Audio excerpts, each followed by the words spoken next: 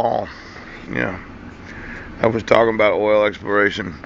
There are some investments that have these tax-free qualities about them that not about depreciation as much as you can make an investment in the event that you did actually strike oil, that you found a reserve of oil underneath the ground, and that your investment would pay back X number of dollars without having to pay any income tax, any capital gains, short-term or long-term capital gains. Now, quite often you'll find that people set up corporations with the intention of doing something speculative. They want that investment, they want to put that $1 million in, and then they want to see if they make, $10 million or $100 million. Those very speculative investments where you think that you're going to make so much money, but in the event that you did, you wouldn't want to actually have to pay any taxes on it. Now, there's a couple ways of getting around having to pay taxes. You could have more expenses than you did income. You could have what's often referred to as a collapsible corporation. A corporation purposely designed to be liquidated before it has accumulated sufficient monies to pay taxes. Pooch. Now, let's say I went through every corporation in the world. I look at what their actual business was, because they have some sort of business plan. How are you today?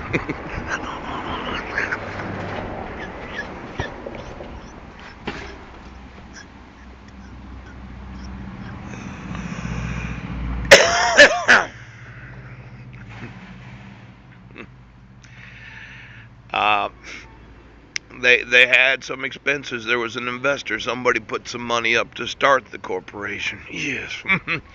And we could use oil exploration companies as an example. Now, they made a lot of money, but they didn't want to pay taxes, so they designed a collapsible corporation where their expenses exceeded their income, and they actually had to collapse the corporation without having accumulated sufficient monies to have to pay taxes. Pooch. Now, what I would need to know is every corporation throughout the world for the last 40 years that said that they were an actual business, right, that might have filed 1 or 2 years worth of taxes to give them some sort of liquidity. No, gives them some sort of. Could you get me the actual tax ID number of every corporation in the world for the last 40 years? How many of them still exist, and how many of them no longer exist? And how many of them paid actual income taxes, corporate income taxes? I really like fancy pants, to tell you the truth.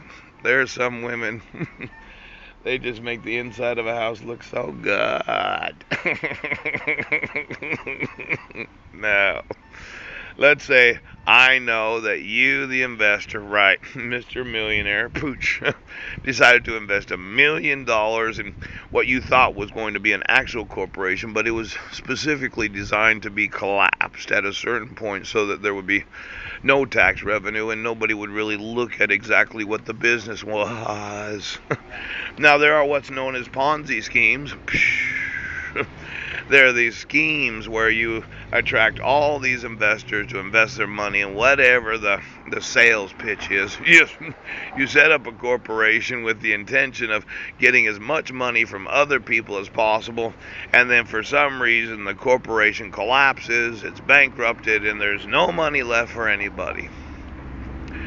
Now, I know quite a few individuals that structure their personal finances that way.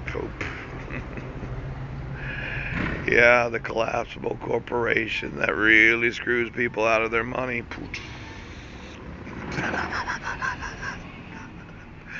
Now, as we go through the tax ID numbers of every corporation in America, and we look at the exact amount of income that they paid, because it's easy, okay, they reported taxes, right?